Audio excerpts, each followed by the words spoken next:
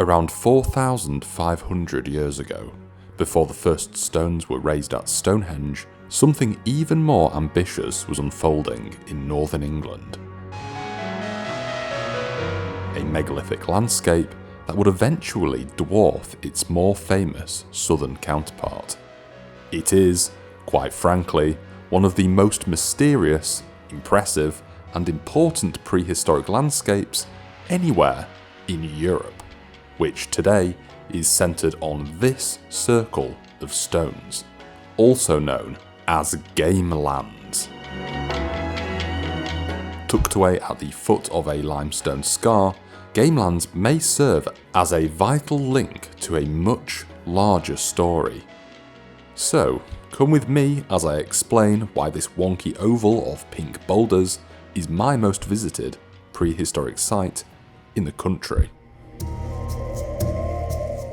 To answer that question right away, it's my most visited site because it sits between Yorkshire and Cumbria. So when I go to visit my lovely parents in Windermere, I usually pop in. It's that simple. But it's also a place with a lot of importance if you know prehistoric monuments. Hello everybody, you meet me here once again in the Eden Valley. I'm on an impromptu trip down to Gamelands Stone Circle. I was not expecting this. This is blessed. This right here is the western edge of Gamelands Stone Circle. Up there is Avebury Scar, and all around me is the Eden Valley. Gamelands is located at the foot of Avebury Scar, a massive slab of limestone, which is a bit of an alien landscape.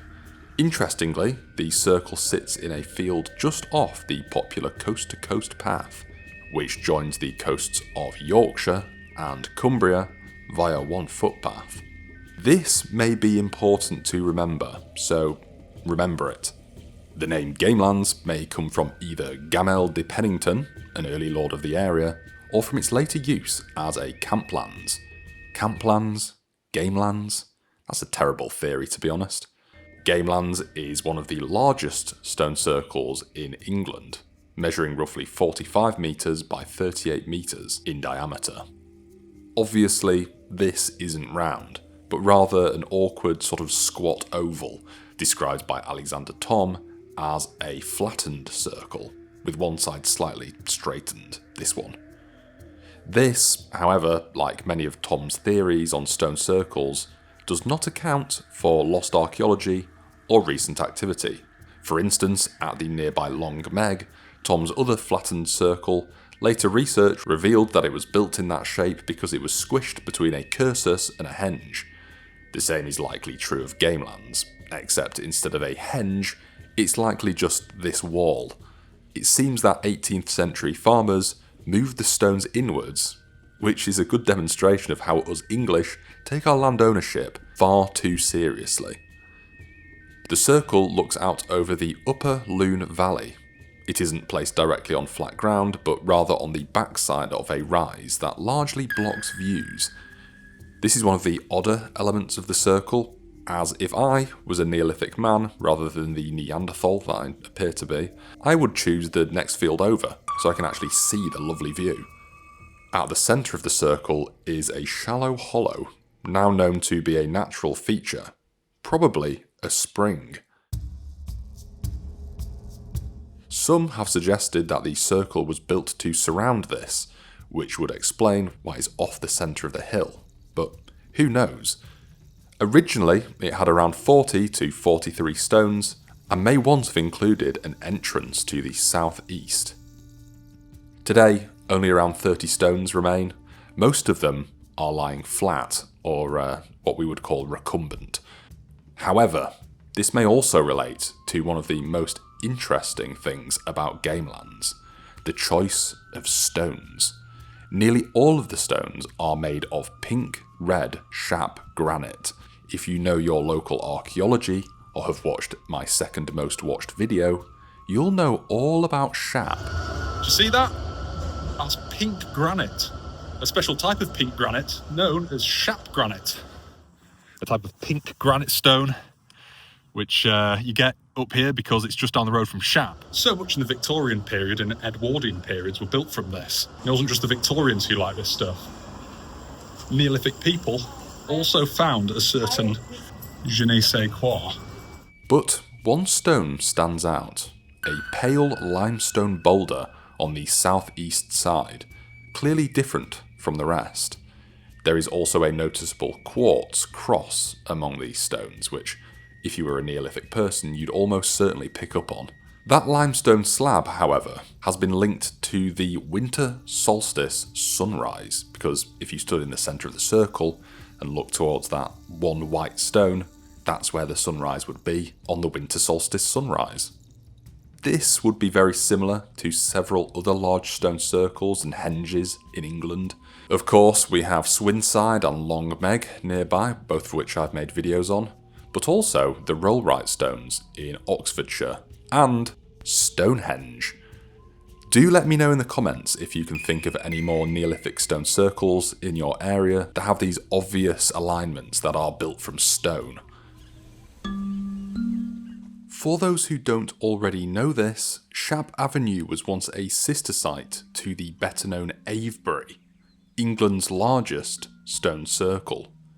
It was a 3-mile avenue of pink granite megaliths incorporating several large stone circles, including this one, known as Kemp Howe.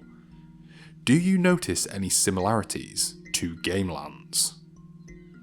Shap Avenue was once easily one of Europe's largest prehistoric monuments, which even impressed Pete Kelly. It had a central stone that when it was quarried, they made 17 fence posts out of it. Yeah. So 17 of those, it must have been giant.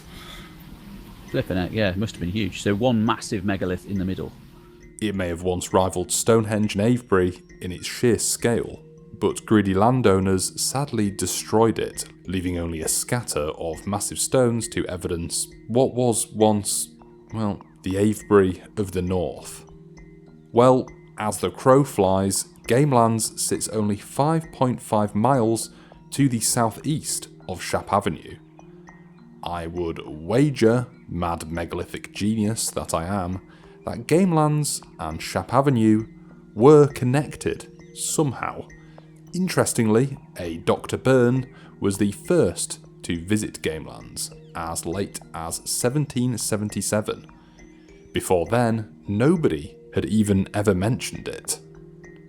Which is odd.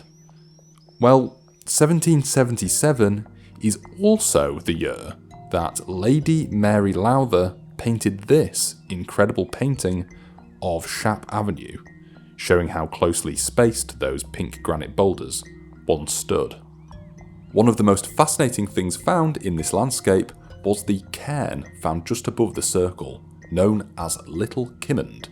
A Victorian excavation unearthed a skeleton of unusually large size, alongside a bronze dagger.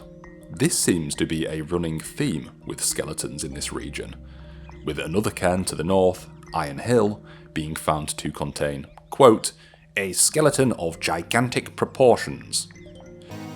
If you're a fan of my channel, or you follow me at all, you've probably seen my video on Shap Avenue.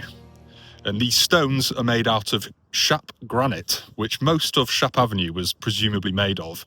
It's part of the same ritual landscape, and it's made by probably the same culture around the same time.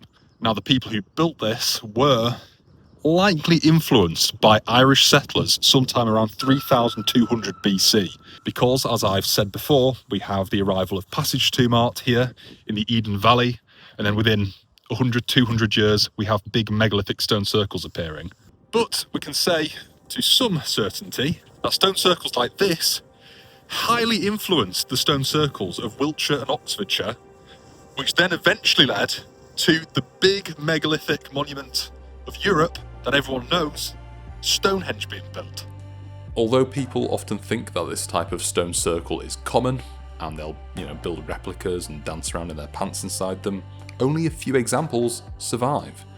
These include Castlerig, Swinside, Elver Plain, Long Meg and her daughters, and Gamelands. These are very similar in use to henges, but built from stone instead of earth. Stonehenge is obviously the most famous of these, but it goes without saying that Stonehenge is not a henge. It's actually, no, Stonehenge is a henge. And it's also one of Aubrey Burl's Cumbrian circles. Specifically, Stonehenge is a class 1B henge, the 1 meaning it has one entrance, and the B meaning that its ditch sits outside its bank. Its bluestones form a Cumbrian circle, which were later built upon in the Bronze Age with the, big sarsen stones. So, there, you in the comments, you're an idiot. Stone circles like these are often thought to have been used as temples, possibly linked to times of the year like the solstices. At Gamelands, the possible alignment of the limestone slab, along with the hollow at its centre, may point to a mix of natural features and seasonal events being what's important here. However, it is hard to be sure, as the site has changed so much over time, and if we go by what happened to Shap Avenue, well, it's going to take a lot more than just simple landscape archaeology to figure out what was happening here.